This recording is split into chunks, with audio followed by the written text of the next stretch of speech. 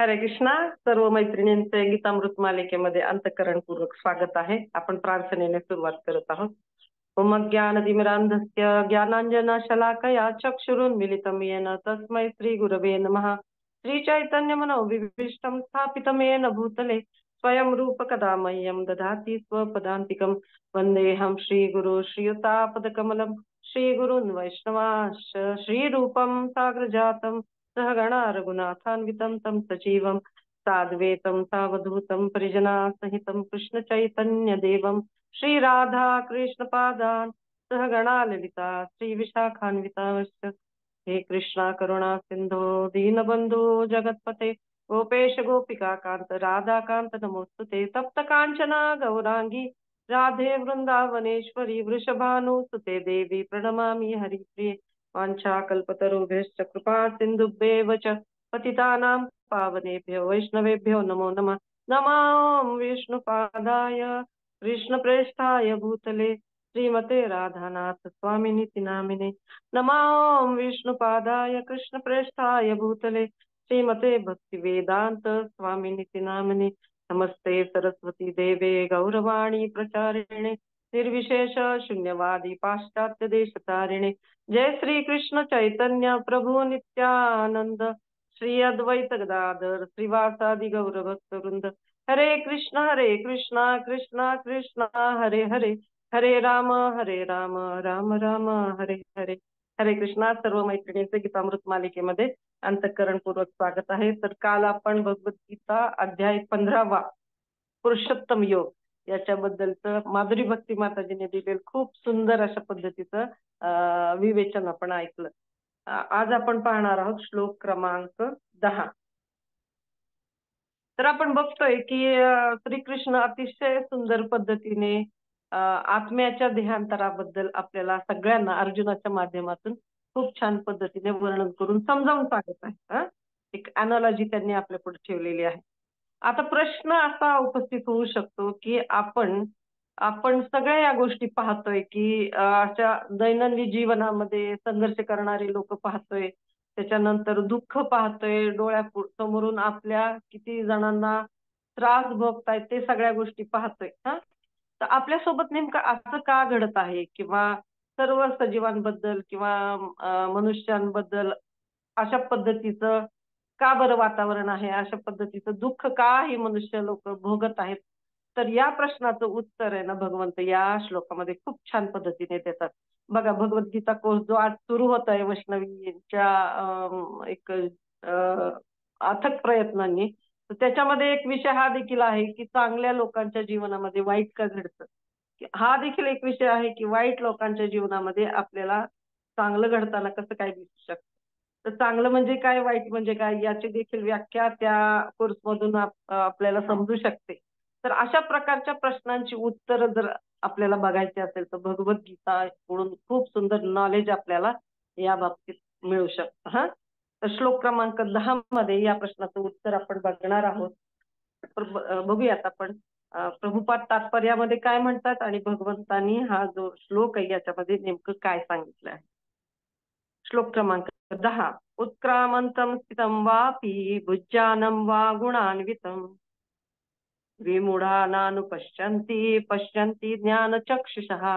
अर्थात जीव आपल्या देहाचा त्याग कसा करतो, तसेच प्राकृतिक गुणांच्या प्रभावामुळे तो कोणत्या प्रकारच्या देहाचा उपभोग घेतो हे मूर्ख लोक जाणू शकत नाही, परंतु ज्याला ज्ञानचक्षु आहेत तो हे सर्व पाहू शकतो. तर आपण या तात्पर्यानुसार आपण बघणार आहोत की ज्ञानचक्षुचं महत्व आपल्या जीवनामध्ये कसं आहे.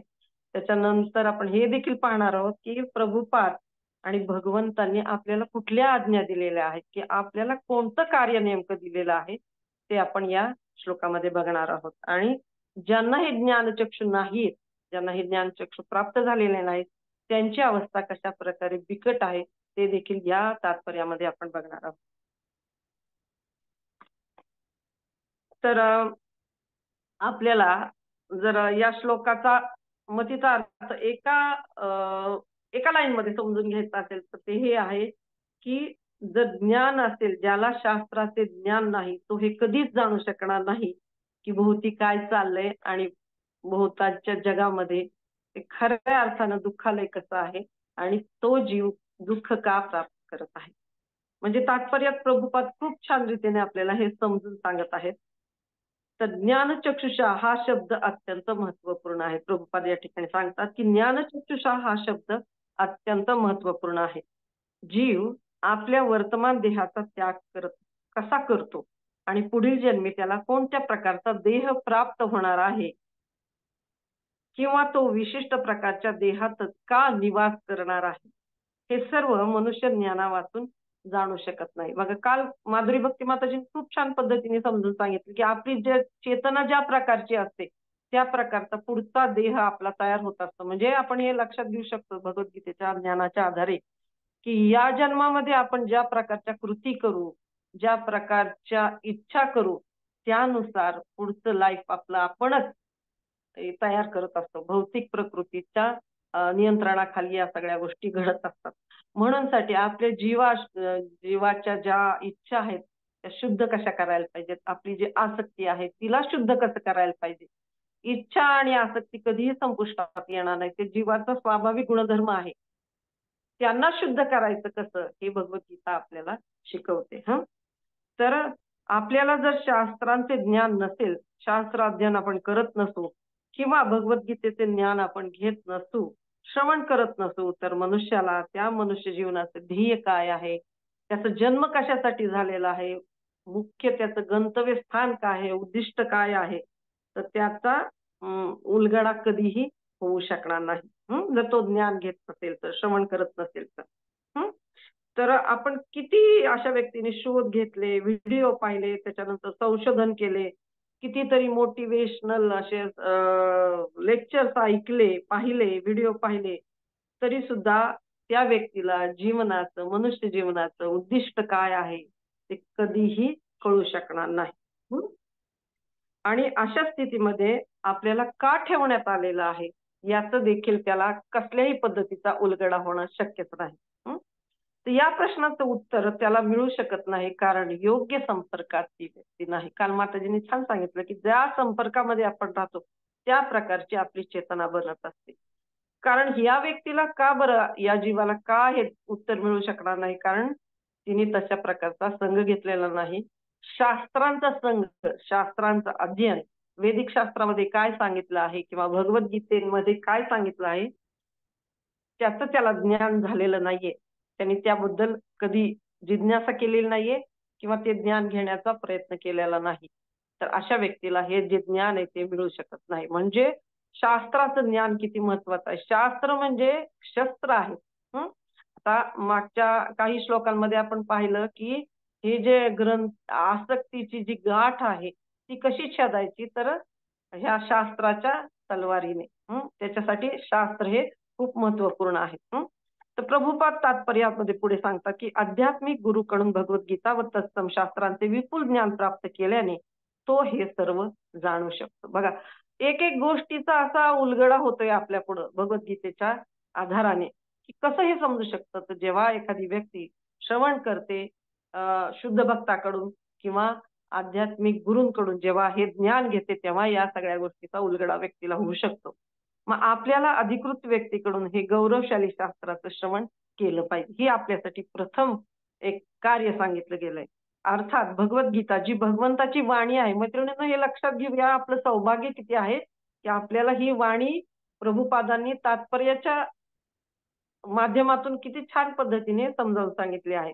हे भगवंताचे दिव्य शब्द आहेत आणि श्रीमद भागवतम अर्थात भक्त, भक्ती आणि भगवंत यांचा जो संबंध आहे, एकमेकांशी प्रेममय आदान प्रदान आहे प्रेमाचं, तर ते कसं आहे ते आपण भागवताकडून समजून घेऊ शकतो. आणि शुद्ध भक्ताकडून जेव्हा आपण हे श्रवण करतो त्यावेळेला मग अनेक गोष्टींचा आपले जे ज्ञानचक्षु आहेत तर ते उलगडायला सुरुवात होती. मैत्रिणींनो, तर आपण कृष्ण कथा अधिकृत शुद्ध भक्तांकडून श्रवण करतो, आपल्याला योग्य ज्ञान मिळतं. यशाचं गमक या ठिकाणी सांगतायत की जेव्हा आपण कृष्ण कथा अधिकृत भक्ताकडून श्रवण करतो तेव्हा आपल्याला योग्य ज्ञान मिळतं, योग्य तो दृष्टिकोन मिळतो आणि आपल्याला तो विवेक प्राप्त होतो. मैत्रिणींनो, योग्य आणि अयोग्य याच्यामधलं काय निवडायला पाहिजे नेहमी आपल्या पुढं, आपल्या जीवनामध्ये नेहमी पदोपदी क्षणोक्षणी पर्यायी उपलब्ध असतात. पण भगवद्गीतेच्या आधाराने त्याच्यात ज्ञान संपादन केल्याने आपल्याला तो विवेक प्राप्त होतो, की जो पाणी आणि दूध वेगळं करू शकतो. बघा, राजहंसाला ती देणगी असते, की दूध आणि पाणी एकत्र करून दिलं तरी तो दूध स्वीकारतो आणि पाणी बाजूला काढतो. त्याचप्रमाणे जेव्हा आपण भगवद्गीता रूपी ज्ञानाचं अ, अ, आपल्या पुढे ठेवलं जातं आणि त्याचं प्राशन करू, त्यावेळेस आपल्याला ना ते शुद्ध ज्ञान प्राप्त होतं, ते मार्गदर्शन प्राप्त होतं, ज्याने आपल्याला या परिस्थितीमध्ये आपण कोणते निर्णय घ्यायला पाहिजे, जेणेकरून आपल्याला पुढचं भवितव्य आपलं चांगल्या प्रकारे भगवंताच्या धामाकडे जाण्यासाठीची वाटचाल आपण करू शकतो. तो विवेक आपल्याला भगवद्गीतेकडून प्राप्त होतो. म्हणून भगवद्गीतेचं ज्ञान घेणं हे खूप गरजेचं आहे मैत्रिणींनो. तर आपल्याला योग्य ज्ञान मिळते, योग्य तो दृष्टिकोन मिळतो आणि अनेक जण गीतेचे आपण बघतो की अध्ययन करतात, हरे कृष्ण महामंत्राचा जप करतात. त्यांना या जगाकडे पाहण्याचा योग्य तो दृष्टिकोन, योग्य तो चष्मा त्या व्यक्तींना दिलेला जातो ज्ञानामुळे. ज्ञानचक्षु त्याचे प्रज्वलित होतात त्यामुळे. आता ही जादू नेमकी कशी घडते मैत्रिणींनो? तर ही जादू घडण्यासाठीची शक्ती भगवद्गीतेमध्ये आलेली आहे. भगवद्गीता कारण भगवंताची वाणी आहे, दिव्य असे शब्द आहेत ते भगवंताचे, त्याच्यामुळे ती प्रभाव करणारच आहे. तर आता काही वर्षांपूर्वी बारामतीमध्ये ना भगवद्गीतेची कॉन्टेस्ट घेतली होती शाळांमधून. एक छोटासा अनुभव तुमच्याशी शेअर करते की कशा प्रकारे भगवद्गीता आपल्या प्रत्येकाच्या जीवनामध्ये मॅन्युअल बनून येत आहे. तर त्या ठिकाणी ती कॉन्टेस्ट घेतल्यानंतर आम्ही काही मुलांची अशी मुलाखत घेतली. जाता जाता जस्ट त्यांना विचारलं की तुम्हाला कसं वाटलं, हा अभ्यास कसा वाटला? तर 7वीतल्या एका विद्यार्थ्यांनी, छोट्या मुलांनी सांगितलं की भगवद्गीता जेव्हा मी वाचली आणि त्याच्यामध्ये मला कळलं की आत्मा हा अमर आहे, तेव्हा मला मला आजी गेल्याचं जे दुःख होत व्हायचं सारखं, मी सारखा रडायचो. पण आता भगवद्गीतेमध्ये मला कळलं की माझी आजी आहे कुठेतरी. मग त्याला तो जो शोक करत होता, वारंवार दुःख करत होता, त्या दुःखातून तो थोडाफार का होईना मुक्त झाला आणि त्याचा अभ्यासामध्ये लक्ष लागलं. आणि अजून एक अनुभव सांगते, जस्ट आता आठवलं म्हणून, की आपले जे अमोल शिंदे प्रभू जे आहेत, खूप छान दासानुदास भावनेमध्ये ते छान पद्धतीने सेवा करतात मंदिरामध्ये आणि भगवद्गीतेचे छान ते अभ्यासक आहेत. एकदम नोट्स वगैरे काढतात. भक्तिशास्त्रीमध्ये देखील त्यांनी खूप छान अध्ययन केलंय. त्यांचं श्रवण देखील छान आहे आणि छान वक्ते आहेत ते. तर ते सांगत होते, की त्यांची आजी जेव्हा गेली, एक्सपायर झाली लहानपणी, तर ते ना ते हनुमानजींचे भक्त होते. तर ते हनुमानजींना सारखी प्रार्थना करायची, की माझ्या आजीला जिवंत करा. हनुमानजी तुमच्यामध्ये ती शक्ती आहे, माझ्या आजीला जिवंत करा.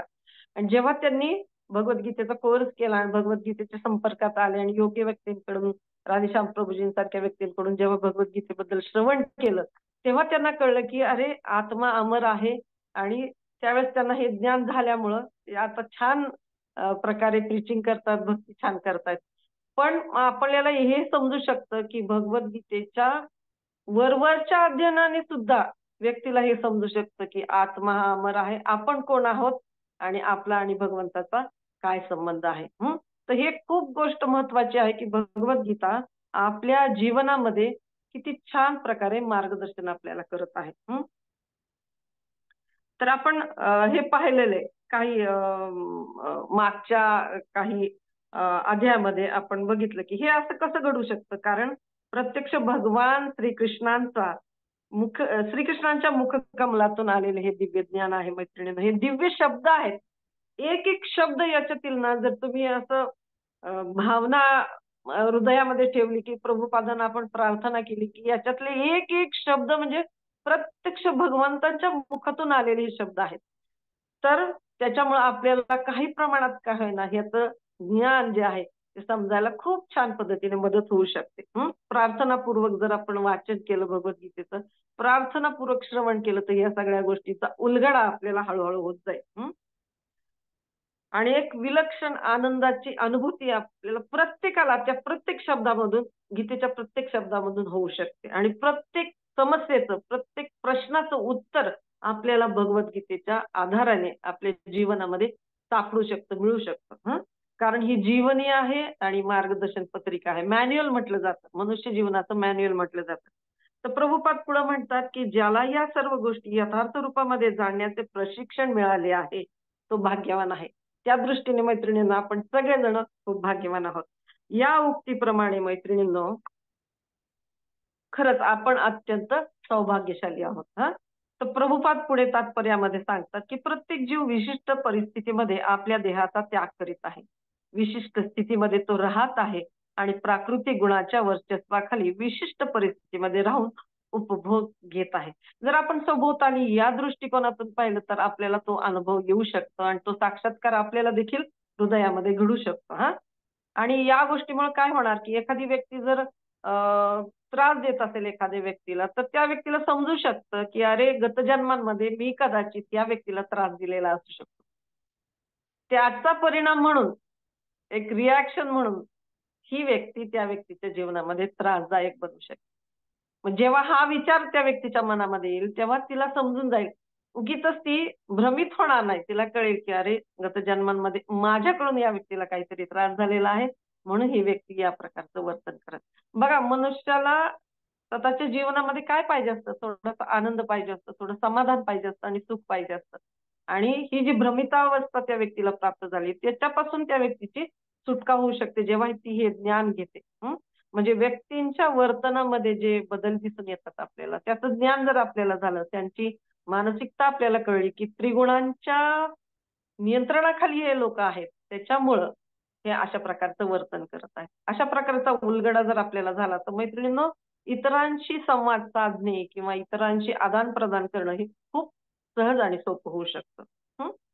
आणि या ठिकाणी आपण बघू शकतो, की प्रभुपाद पुढं असं म्हणतात, की विशिष्ट स्थितीमध्ये तो राहत आहे एखादा जीवात्मा आणि प्राकृतिक गुणांच्या वर्चस्वाखाली विशिष्ट परिस्थितीमध्ये राहून उपभोग घेत आहे. परिणामी इंद्रिय तृप्तीच्या भ्रमाखाली तो विविध प्रकारची सुख आणि दुःखे भोगत आहे. आता प्रतिबिंबाची उपमा भगवंत या ठिकाणी देतात या भौतिक जगाला. आणि आपण असं बघतो, आपण जर कदाचित आपण जर स्विमिंग करत असू, तर आपण अनुभवलेलं आहे, की पोहताना आपल्याला झाडाचं प्रतिबिंब जे दिसतं, रानामध्ये वगैरे आपण बघू शकतो. स्विमिंग ट्रॅकमध्ये हा अनुभव येऊ शकणार नाही आपल्याला. पण जर कडेला झाड असेल एखादं आणि त्याच्या फळाचं आपल्याला लाल फळं असतील किंवा आंबा असेल किंवा काय, पोहताना त्याचं प्रतिबिंब विहिरीमध्ये दिसलं, तर आपण ती फळं घेण्यासाठी जाऊ का? मला तुम्ही सांगा. कारण आपल्याला माहिती आहे हे प्रतिबिंब आहे. त्याचप्रमाणे सुख शोधण्याच्या प्रयत्नामध्ये एखादी व्यक्ती असते आणि ती अशा प्रकारे ती प्रतिबिंबच फळाकडे आकर्षित होऊन ते घेण्याचा प्रयत्न करत असते. पण हे दुःखालय आहे. या ठिकाणी ही जी सुखाची जी संकल्पना आहे, ती 2 दुःखांमधलं थोडासा एक अ, काय म्हणू शकतो आपण, थोडासा एक गॅप आहे. ते म्हणजे सुख आहे. तो छोटासा एक अनुभव आहे फक्त. हे जेव्हा आपल्याला समजतं त्यावेळेला आपण हे समजून घेऊ शकतो, की अरे आपली खरी अवस्था काय आहे आणि या अवस्थेतून, बद्धावस्थेतून आपण कशाप्रकारे मुक्त होऊ शकतो. त्याचं ज्ञान भगवद्गीतेमध्ये दिलेलं आहे. तर परवा दिवशी म्हणजे आता आपण बघतोय, की जीवात्मे कशाप्रकारे कार्य करतात, या जगामध्ये राहतात आणि सर्व काही भौतिक प्रकृतीच्या 3 गुणांकडून नियंत्रित कशा पद्धतीने होत आहे. आणि त्या त्रिगुणांच्या नियंत्रणाखाली बघा आधीच्या अध्यायामध्ये आपण हे सगळं बघितलंय, कशाप्रकारे प्रत्येक जीव हा कार्य करत असतो. म्हणजे जरी एखाद्या व्यक्तीला वाटत असेल, की मी ह्याला नियंत्रित करतो, की मी बॉस आहे. नाही, तो त्याचा गैरसमज आहे. कारण तो बॉस नसून या जगामध्ये भौतिक प्रकृतीच्या त्रिगुणांच्या माध्यमातून ती सर्वांना नियंत्रित करत असते. तर परवा श्रीमद भागवतामध्ये नंददुलाल प्रभूजींनी खूप छान शेअरिंग केलेलं आहे. खूप छान त्यांनी मार्गदर्शन केलेलं आहे. तर ते सांगत होते, की जेव्हा रुक्मिणी देवींना भगवंत चिडवत असतात, चेष्टा करत असतात. 10व्या स्कंदामधील हा 60व्या बहुतेक प्रणय कलहेमध्ये कलह मध्ये हा वर्णन आलेला आहे. खूप सुंदर लीला आहे भगवंताची. तर त्यावेळेस रुक्मिणी देवींना सांगतात ते, की "तू तर कशासाठी माझ्याशी लग्न केलं?" तो खूप मोठा अध्याय आहे खरं तर. पण जस्ट एक आपण थोडक्यामध्ये बघणार आहोत, की कशासाठी माझ्याशी लग्न केलंस? मी तर एक गुरखा म्हणजे हे आहे एक साधा गायींच्या पाठीमागे फिरणारा गुरखा आहे. त्याच्यानंतर ते असे बोलत असतात. आणि या इथं तर तुला मागणी घालणारे किती जण शिशुपालासारखे राजे होते. कितीतरी मोठे क्षत्रिय राजे, महाराजे तुला तुझ्याशी लग्न करू इच्छित होते. अशा पद्धतीने ते रुक्मिणी देवीनं चिडवत असतात. त्याच्यानंतर जे उत्तर आहे रुक्मिणी देवीचं ते फार सुंदर आहे मैत्रिणींनो. त्या ठिकाणी ते वर्णन करतात, की या जगामध्ये जे राजे आहेत, तर ते राजे नसून त्यांच्यावरती देखील प्रभाव करणारे, त्यांच्यावरती राज्य करणारे खरे म्हणजे 3 गुण आहेत. ते या जगाचे खऱ्या अर्थाने नियंत्रक आहेत. मन रुक्मिणी ते म्हणजे सत्व, रज आणि तमोगुण. म्हणजे त्या या ठिकाणी ते फिलॉसॉफी पण सांगतात सुंदर रीतीने, की या जगामध्ये जी भौतिक प्रकृती आहे ती त्रिगुणांनी सर्व जीवात्म्यांना बद्ध करते, सर्व जीवात्म्यांना नियंत्रित करते. तर तात्पर्य असं आहे की सर्व सत्वगुणाच्या क्रिया चालू राहतात, रजगुणाच्या क्रिया चालू राहतात, तमोगुणांच्या आधिपत्याखाली व्यक्ती येऊन कार्य करत असते. कधी सुखमय अवस्था असते, कधी दुःखमय अवस्था व्यक्तीला भोगावी लागते. कधी परिस्थिती सुखाची असू शकते त्या व्यक्तीच्या दृष्टीने, कधी दुःखाची. मोस्टली दुःखकारक परिस्थिती असते. सुख हे क्षणिक एक अंश मात्र, एक झलक असते. जशी वीज चमकून निघून जाते त्याप्रमाणे ती अवस्था असते. आणि आपण बघितलं की भगवंत गीतेमध्ये सांगतात की मनःष्ठानी इंद्रियाणी प्रकृती स्थानी कर्षती. म्हणजे आपले जे वेगवेगळ्या प्रकारची इंद्रिय आहेत आणि मन आहे, यांच्या आधारावरती प्रकृती स्थानिक कर्षती म्हणजे संघर्ष करत आहे प्रत्येक जीवात्मा. मन आणि षष्ठ इंद्रियाणी म्हणजे पंचेंद्रिय आहेत त्यांच्या माध्यमात. आता प्रभुपाद तात्पर्यामध्ये सांगतात की त्यांना ज्यांना काम आणि वासना, कामेच्छा आणि वासनांनी सदैव मूर्ख बनवलेलं आहे. प्रभुपाद या ठिकाणी खूप असं स्टेटमेंट करतात, एक पॉवरफुल म्हणू शकतो आपण. एकदम तोफ कशी डागली जाते त्याप्रमाणे प्रभुपाद इथे वाक्य वापरतात की ज्यांना काम आणि वासनांनी सदैव मूर्ख बनवलेलं आहे, ते आपले देहांतर आणि आपले विशिष्ट प्रकारच्या देहातील वास्तव्य जाणण्यास असमर्थ असतात. त्यांना या गोष्टीचे मुळीच आकलन होऊ शकत नाही. आपण बघितले काही दिवसांपूर्वी असेल किंवा मी एका लेक्चर मध्ये ऐकलं होतं की एक धोबी असतो, त्याचं एक गाढव असतं आणि ते इतकं काम करायचं त्या धोब्याकडं, इतकं कष्ट करायचं.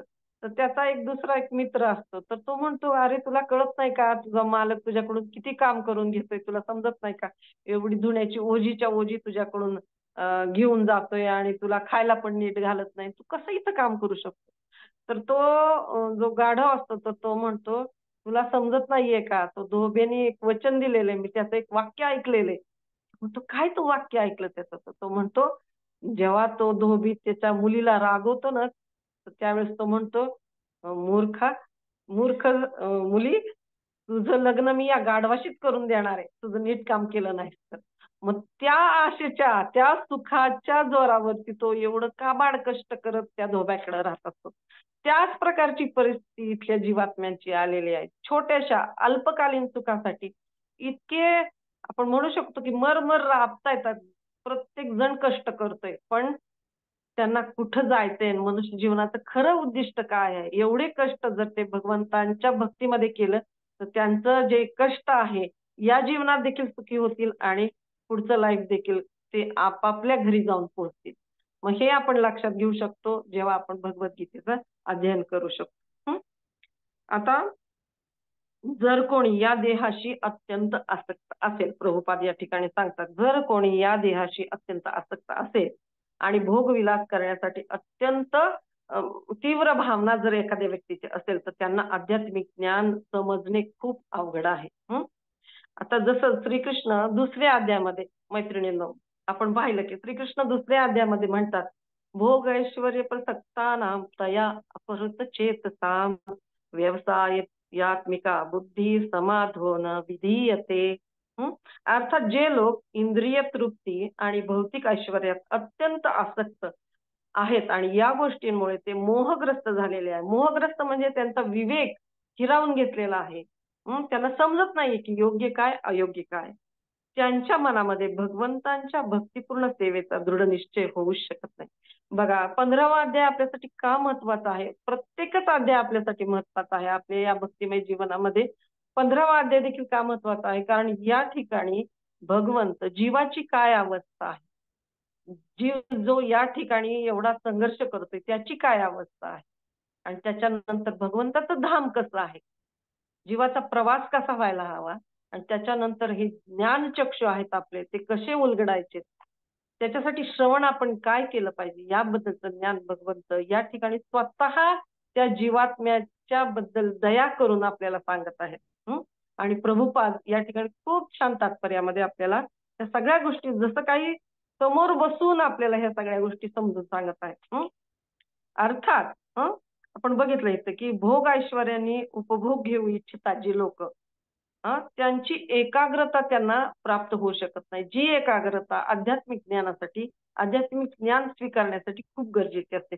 त्यांचं मन जे आहे सदैव सैर भैर मन झालेलं असतं. त्याच्यामुळे ते हे ज्ञान घेऊ शकत नाहीत. आणि इथं आध्यात्मिक गोष्टींवर प्रभुपाद इथं आपल्याला हा शब्द वापरतात, सांगतायत प्रभुपाद, की ज्यांना काम आणि वासनांनी मूर्ख बनवलेलं आहे. बघा केवढं एक पॉवरफुल स्टेटमेंट प्रभुपाद या ठिकाणी करतात, की ज्यांना कामेच्छा आणि वासनांनी मूर्ख बनवले आहे त्यांना या गोष्टीचे मुळीच आकलन होऊ शकत नाही. जसं त्या गाढवाला पुढं तो धोबी काठीवरती तिरकी काठी ठेवून पुढं गाजर बांधलेलं असतं आणि ते गाजर आपल्याला प्राप्त होईल म्हणून ते गाढव पळ पळ पळत असतं त्या गाजराच्या आशेने, कधीतरी आपल्याला ते खायला मिळत.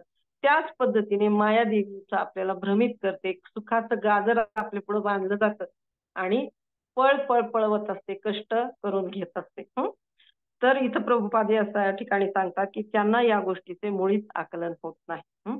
पुढे प्रभुपाद अशा भाग्यवान व्यक्तींबद्दल सांगतात की ज्यांनी आध्यात्मिक ज्ञानाचा विकास केलेला आहे. ते पाहू शकतात की आत्मा हा देहापासून भिन्न आहे आणि तो देहांतर करीत विविध प्रकारे उपभोग घेत आहे.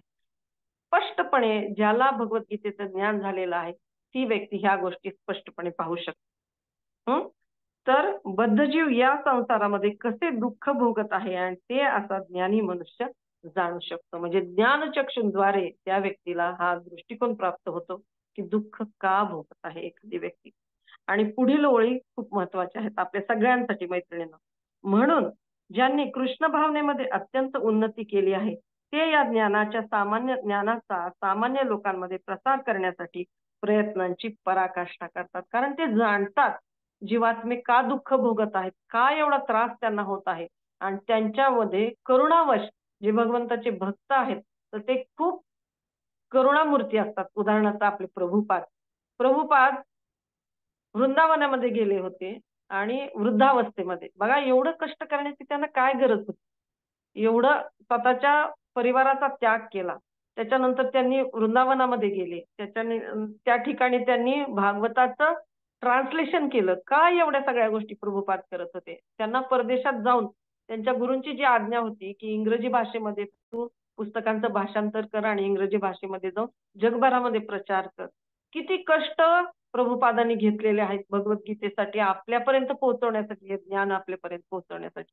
त्याच्यावरून आपल्याला हे समजू शकतो. आपण जर प्रभुपाद भारताचे आध्यात्मिक राजदूत या पुस्तकाचं वाचन केलं तर त्याच्यामधून आपल्याला हे समजू शकतं की प्रभुपादांनी किती कष्ट घेतलेले आहेत आपल्यापर्यंत हे ज्ञान पोहोचवण्यासाठी. म्हणजे सामान्य लोकांचं जीवन अत्यंत कष्टप्रद आहे याची त्यांना जाणीव आहे. त्यांचे ज्ञानचक्षु भगवंताच्या कृपेने शुद्ध भक्त आहेत. त्याच्यामुळं कृष्ण भावना आपल्यापर्यंत पोहोचवण्यासाठी त्यांनी अपार कष्ट घेतलेले आहेत मैत्रिणींना. म्हणून ते सांगू शकतात आणि ते आपल्याला एक कार्य देतात. तर ते कार्य कोणतं की सामान्य लोकांचं जीवन अतिशय कष्टप्रद असते. त्यांनी या बद्धावस्थेतून मुक्त होऊन कृष्ण भावना भावित झाले पाहिजे आणि आध्यात्मिक जगाची प्राप्ती केली पाहिजे. तर हे उद्दिष्ट प्रत्येक मनुष्य जीवनात आहे. तर ते त्यांना प्राप्त करण्यासाठी आपल्याकडून प्रभुपादांची काय अपेक्षा आहे की ज्यांना हे ज्ञान प्राप्त झालेले आहे त्यांनी प्रसाद देऊन भगवंतांच्या वाणीचा प्रचार करून भगवद्गीतेबद्दल इतरांना सांगून त्याच्यानंतर मंदिराबद्दल माहिती देऊन छोट्या छोट्या गोष्टी करून सुद्धा आपण प्रभुपादांना या कार्यामध्ये छान पद्धतीने संतुष्ट करू शकतो, सहाय्य करू शकतो. जसं काय एखाद्याला भगवद्गीतेबद्दल ज्ञान देणं, त्यांना भगवद्गीता आता डिसेंबर महिना आला तर भगवद्गीतेबद्दल सांगून भगवद्गीतेचा प्रचार प्रसार करणे किंवा ग्रंथ विक्री करणे या सगळ्या गोष्टींच्या माध्यमातून आपण हा प्रसार प्रचार करू शकतो.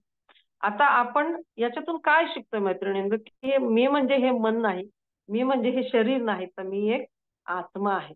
त्याच्यानंतर आपण भगवद्गीतेच्या पूर्णपणे अध्ययनातून हे शिकत आहोत की मी स्वतंत्र नाही, तर मी भगवंतांचा अंश आहे. या गोष्टीचं ज्ञान आपल्याला भगवद्गीतेतून होतं. आणि भगवंत तिसरं जे ज्ञान आहे आपल्याला होतं ते भगवंत आणि आपण यांचा काय संबंध आहे. तर भगवंत आपले स्वामी आहेत, आपण त्यांचे दास आहोत, नित्य सेवक आहोत आपण, आणि आपण भगवंताची सेवा केली पाहिजे. या भावनेने आपण प्रभावित होत राहू. भगवद्गीतेचं ज्ञान जर आपण योग्य स्त्रोतांकडून घेतलं तर हे ज्ञान आपल्याला होत राहील, की या 3 गोष्टी आपल्याला समजून चुकतील आणि आपल्याला आपल्या वास्तविक घराकडे जाण्यासाठी खूप छान प्रेरणा भगवद्गीतेच्या माध्यमातून आपल्याला मिळू शकते. इथं जे प्रभुपाद सांगतात तर त्या ठिकाणी एक गोष्ट आपल्या लक्षात येते या श्लोकाच्या तात्पर्यामधून, की प्रयत्न, आपले प्रयास हे खूप महत्वाचे आहेत. भगवद्गीतेचे अध्ययन करणे, भगवद्गीतेचे श्रवण करणे, हरे कृष्ण महामंत्राचा जप करणे, 16 माळा जप करणे आणि भक्तांचा संग घेणे. त्याच्यानंतर प्रसादाचं भगवंताला नैवेद्य दाखवणे आणि स्वतः प्रसाद ग्रहण करणे आणि इतरांना प्रसादाच्या कृपेचं, प्रसाद म्हणजे प्रभूंचं साक्षात दर्शन ज्या माध्यमातून होणार आहे, तर त्या प्रसादाचं वाटप करणं, या सगळ्या गोष्टी आपापल्या क्षमतेनुसार आपण केल्या पाहिजेत. हे टास्क आपल्याला प्रभुपाद या ठिकाणी देत आहे. तर असं जर आपण केलं तर दिव्य जे ज्ञान आहे ते हृदयामध्ये प्रकाशित व्हायला वेळ लागणार नाही. आता आपल्याला ही थिअरी हे जे आहे ते आपल्याला समजून येऊ शकते, परंतु वास्तविकपणा म्हणजे आपल्या जीवनामध्ये हे भगवद्गीतेचं ज्ञान जे आहे, हा जो भगवंताचा संदेश आहे, भगवंताची ही जी वाणी आहे, मार्गदर्शक पत्रिका आहे, ही आपल्या जीवनामध्ये खऱ्या अर्थाने उतरवण्यासाठी आपल्याला ज्या कृपेची गरज आहे ती सेवा करून आपल्याला ही कृपा प्राप्त करू शकतो. जर निस्वार्थ भावनेने मैत्रिणींना आपण मंदिरामध्ये सेवा केली, वैष्णवांची सेवा केली, त्याच्यानंतर भगवद्गीतेचं ज्ञानाचा प्रचार करण्यासाठी मदत केली, कोणाला सांगितलं किंवा कोण सांगते ते जरी सांगितलं तरी सुद्धा तितकीच कृपा आपल्याला प्राप्त होऊ शकते, जी भगवद्गीतेचं ज्ञान जे लोक दुसऱ्यांना देतात ते देणाऱ्यांना, ते स्वीकारणाऱ्यांना आणि ते त्याच्याबद्दल सांगणाऱ्यांना तेवढीच कृपा भगवंताची प्राप्त होऊ शकते. आणि या ज्ञानाच्या प्रचाराने वास्तविकता म्हणजे वास्तविक स्थिती, की जीवात्मे का दुःख भोगत आहेत, हे जेव्हा व्यक्तीला समजते आणि शेवटी एक महत्वाचं कार्य जे आपल्याला प्रभुपाद या ठिकाणी देतात, की प्रचार आणि प्रसार. तर प्रत्येकाने कृष्ण भावनेचा संदेश हा प्रत्येकापर्यंत म्हणजे भगवंत स्वतः हे सांगतात चैतन्य महाप्रभूंच्या रूपामध्ये, जा रे देखो तारे कहे कृष्ण उपदेश. ही भगवंताची आज्ञा आहे. त्या आज्ञेचं पालन जेव्हा एखादी व्यक्ती करते तर त्यावेळेला असीमित अशा कृपेचा लाभ त्या व्यक्तीला होऊ शकतो. बघा किती कष्ट भोगतायत इथले सर्वच जण, की आहार, निद्रा, भय आणि मैथून याच्या अधीन होऊन हे तर प्राणी देखील करतात मैत्रिणींनो. परंतु मनुष्य जीवनाचं खरं जे उद्दिष्ट आहे, भगवंताचं प्रेम प्राप्त करायचं, जो आपला अधिकार आहे तो प्राप्त करायचा कसा, ते भगवद्गीतेच्या ज्ञानातून आपल्याला समजून येऊ शकतं आणि आपल्याला हे समजू शकतं की आपल्या जीवनाचं काय प्रयोजन आहे. बघा भगवद्गीता ही संबंध प्रस्थापित करते आपले आणि आपल्या जीवनाचं जे खरं काय प्रयोजन आहे ते आपल्याला भगवद्गीतेच्या माध्यमातून समजू शकतं.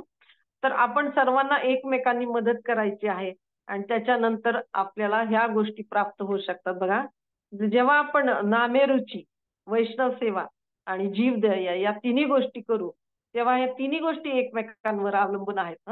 तर आपल्या जीवनाचं खऱ्या अर्थाने सार्थक होऊ शकतं आणि खरं जे कृष्ण प्रेम आहे ते आपल्याला प्राप्त होऊ शकतं. तर एक छोटीशी स्टोरी सांगून जी मी ऐकली आहे आणि ती शेअर करण्यावाचून मी स्वतःला थांबूच शकत नाही, तर ती स्टोरी शेअर करते आणि नंतर आपण प्रश्नोत्तर असेल तर घेऊया, नाही तर थांबूया.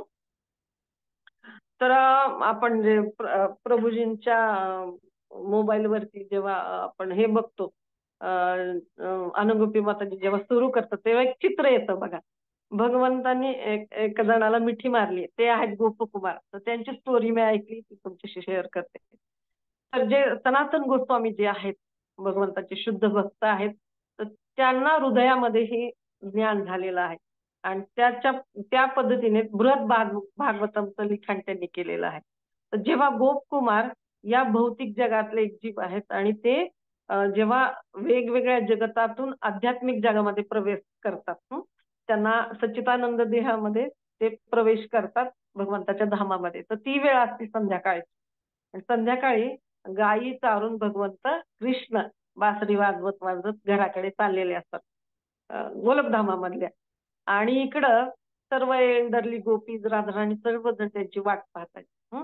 तर जसं का गोपकुमार भगवंताच्या धामामध्ये गोलोक धामामध्ये प्रवेश करतात, भगवंताची नजर त्यांच्याकडे जाते.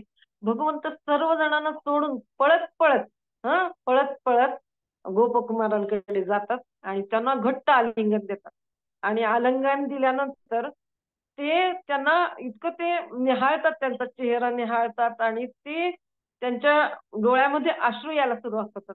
भगवंतांच्या अश्रू यायला सुरुवात होतात आणि आनंद विभोर होऊन भगवंत त्या ठिकाणी कृष्ण बेशुद्ध पडतात. आता कृष्ण जसे बेशुद्ध पडतात तसे त्या ठिकाणी बाकीचे जे त्यांचे समवयीन आहेत, बलरामजी वगैरे सगळेजण येतात. यशोदामाई येतात, सगळेजण येतात आणि सगळ्यांची अवस्था प्रत्यक्ष त्यांचं श्रीकृष्ण प्रेमाचं जे विषय आहे त्यांच्या, तर ते बेशुद्ध पडलेले पाहून यशोदा मैया बेशुद्ध पडते, सगळेजण बेशुद्ध पडतात. आणि त्याच्यानंतर बलरामजींना पहिलं शुद्ध येते आणि त्यांनी ते बघतात, त्यांना ज्ञान आहे ह्या सगळ्या गोष्टी. ते पाहतात की गोपकुमारांना आलिंगन दिल्यामुळं आनंद विभोर होऊन श्रीकृष्ण बेशुद्ध पडलेले आहेत. त्यावेळेला ते काय करतात की श्रीकृष्णांचं चरण कमळ त्या गोपकुमारांच्या मस्तकी लावतात आणि गोपकुमारांना सांगतात की तू आता कृष्णांचा धावा कर, धावा केल्याने तो जागृत होईल. आणि गोपकुमार या वेळेला कृष्णांचा धावा करायला सुरुवात करतात. तो धावा म्हणजेच मैत्रिणींनो हरे कृष्णा महामंत्र आहे. आणि तो धावा जेव्हा गोपकुमार करतात त्यावेळेस श्रीकृष्ण सिद्धीवर येतात आणि ते खूप आनंदून गेलेले असतात की एक जीवात्मा परत आपल्या घराकडे आलेला आहे. मग त्या ठिकाणी काय होतं, भगवंत नंतर स्नान वगैरे करतात आणि मग सगळ्यांनी खूप छान व्यंजन बनवलेली असतात भगवंतांकरिता. आणि मग भगवंत ना नंद महाराजांच्या डाव्या बाजूला बसतात, बलरामजी उजव्या बाजूला बसतात आणि असा टेबल असतो, छान मेज असतो त्या ठिकाणी. आणि बाकीचे जे भगवंताची मित्रमंडळी ना ती कडेला बसतात. आणि ज्यावेळेस प्रत्येक जण एक एक पदार्थ, अनेक पदार्थ, सुंदर सुंदर व्यंजने करून आणलेली असतात ती भगवंत नंद ह्यांच्या पात्रामध्ये सर्वांच्या वाढलेली असतात. तर भगवंत प्रत्येकाने बनवलेल्या पदार्थांचा खूप सुंदर आस्वादन करत असतात. मैत्रिणींनो, ही जर कथा आपण ऐकली ना तर आपल्याला हे पण जाणवेल की जे लोक भगवंताची कुठल्या ना कुठल्या पद्धतीने सेवा करतात मंदिरामध्ये, तर त्यांनी ही कथा जरूर लक्षात ठेवावी की चेतना त्यांची या प्रकारची बनू शकते आणि भगवंत प्रत्येक गोष्टीचं आस्वादन करतात व्यंजनांचं. जसं काही माताजी मंदिरामध्ये येऊन राजभोग सेवा करतात, संध्याभोग सेवा करतात. तर त्यांनी जर या चेतनेने की भगवंत आपण बनवलेल्या प्रत्येक वस्तूचं, प्रत्येक व्यंजनाचं आस्वादन करत आहेत. तर भगवंत प्रत्येक गोष्टीचं आस्वादन करतात त्या ठिकाणी, प्रत्येकाला दाद देतात. प्रत्येकाकडे बघून एक भगवंत रसराज आहेत, त्याच्यामुळे ते प्रत्येकाकडे बघून ते शाबासकी देतात किंवा एक आस्वादन करतोय आपण कशा पद्धतीने येतात. शेवटी काय होतं, यशोदा मैयांनी बनवलेले पदार्थ सगळं त्याचं सगळ्यांचं हे घेऊन होतं, व्यंजनांचं आस्वादन घेतलेलं असतं. त्याच्यानंतर राधाराणी त्याच्यानंतर राधाराणी जे काय करतात की त्यांनी लाडू बनवलेले असतात. ते लाडू जेव्हा भगवंतांपुढे येतात, कृष्णांपुढे, तेव्हा ते एक लाडू खातात आणि तोंड वाकडं करतात की जसं काय हे लाडू कडू आहेत. आणि सगळेच्या सगळे जे लाडू आहेत ना ते गोपकुमारांना खाण्यासाठी तिथं ती प्लेट तिथं ते सरकवतात आणि सांगतात खा तू, हे राधाराणींनी बनवलेले लाडू आहेत म्हणून. बघा मैत्रिणींनो, आपण हे याच्यातून हे सनातन गोस्वामींच्या हृदयातून आलेले हे सगळं बृहद भागवतम आहे. शुद्ध भक्त आहेत ते भगवंतांचे, ते प्रत्यक्षात या सगळ्या लीला पाहत आहेत की कसा एका जीवात्म्याचा प्रवास करून तो जीवात्मा गोलकधामामध्ये पोहोचलेला आहे. आणि त्या ठिकाणी भगवंत त्या गोपकुमारावरती एवढी कृपा करतात की प्रत्यक्ष राधाराणींच्या स्वहस्ते बनवलेले ते लाडू आहेत ते स्वतः आकारतात मुद्दाम. भगवंत कसे आहेत ना ते नटवर वपू आहेत आणि स्वतः ना करून त्या गोपकुमाराला ते आस्वादन करण्यासाठी देतात. म्हणजे आपण ही कल्पना करू शकतो की छोटीशी सेवा जर आपण प्रामाणिकपणे केली, प्रचार केला, काही जणांना प्रसाद वाटप केलं, त्याच्यानंतर भगवंताची सेवा ज्या उपलब्ध आहेत मंदिरामध्ये, तर किती अपरिमित अशी कृपा त्या व्यक्तीवरती होऊ शकते. आणि कोणाला आवडणार नाही की भगवंतांसमवेत भगवंत एवढे दया करणार आहेत त्या व्यक्तीवर, एवढे आनंदाचे स्रोत आहेत त्यांच्या धामामध्ये किंवा आपल्या खऱ्या घरामध्ये जायला कोणाला आवडणार नाही. तर मैत्रिणींना आपल्याला एवढंच करायचंय की भगवद्गीतेचे अध्ययन करायचे, त्यानुसार आपण आचरण करण्याचा प्रयत्न करायचा आहे, 16 माळा जप करायचा आहे अत्यंत प्रामाणिकपणे, आणि ज्या सेवा आपल्याला आहेत रोज भगवंतांना नैवेद्य दाखवलेलं प्रसाद यांना आपल्याला ग्रहण करायचं आहे. जे कोणी लोक प्रचार प्रसार करत आहेत त्यांना फक्त साथ द्यायची आहे. त्यांच्या फक्त जे जे लोक छान सेवा करत आहेत किंवा जे सेवेसाठी उत्सुक आहेत तर त्यांना प्रेरणा द्यायची आहे, त्यांच्या समवेत सेवा करायची आहे, समन्वय साधायचा आहे, सहकार्य करायचं आहे, आणि आनंदाने या जीवनात देखील आनंदाने हरिनाम घेत घेत नृत्य करत करत श्रवण करत करत प्रसाद घेत घेत गोलोकधामाकडे वाटचाल करायची आहे. Thank you so much. काही चुकलं असेल तर ते माझ्या अनर्थांमुळे असेल, आणि काही जर तुम्हाला आवडलं असेल तर ते प्रभुपादांच्या या तात्पर्यानुसार असेल. तर थँक्यू सो मच. हरे कृष्णा. तर उद्या देखील सगळ्या मैत्रिणींनी जॉईन करा, आणि उद्या देखील आपल्याला खूप छान हे जे ज्ञानचक्षु आहेत, ज्ञानचक्षूंच्या उलगड्यामुळे जो परिणाम असतो तर तो परिणाम म्हणजे काय, रिझल्ट काय असतं, तर ते पुढच्या श्लोकामध्ये 11व्या श्लोकामध्ये आपल्याला माताजी विवेचन करणार आहेत. Thank you so much. हरे कृष्णा. हरी बोल. प्रतिभा.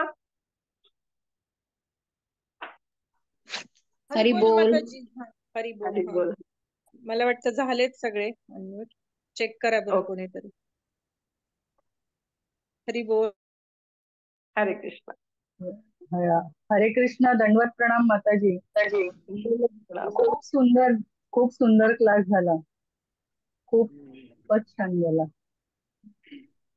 माताजी. ते प्रभूजींच्या हातात ते फार छान आहे झूम वर, गोपकुमार आणि भगवंत बृहद भागवतांचं. हो हो. ते लक्षात ठेवायचं फक्त आपण की भगवंताची गीता म्हणजे भगवंताची ती आर्त साध आहे आपल्यासाठी, आणि भगवंताला किती आनंद होणार आहे जेव्हा आपण ह्या भक्तिमय क्रिया करून त्यांच्याकडे जाऊ. आपण कल्पनाच करू शकत नाही, आणि छोट्या छोट्या गोष्टींचं पालन केल्याने हे सगळ्या गोष्टी आपल्यासाठी देखील घडू शकतात. आशावाद आपल्याला.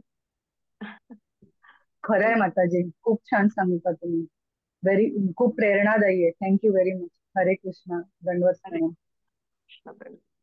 खूप छान झालं लेक्चर माताजी. वेटर आहोत, वेटर फक्त पुढे डिश ठेवतात. प्रभुपादांनी दिले सगळं ज्ञान. चालेल. कोणाला प्रश्न नसेल तर थांबूया. प्रतिभा. हरी बोल माताजी. खूप खूप धन्यवाद. एवढं छान सांगितलं तुम्ही गोपकुमारांबद्दल, भगवंताबद्दल. एवढं छान 15व्या अध्यायाचं एक्सप्लेन केलं. तर खूप खूप धन्यवाद माताजी. दंडवत प्रणाम. हरी बोल.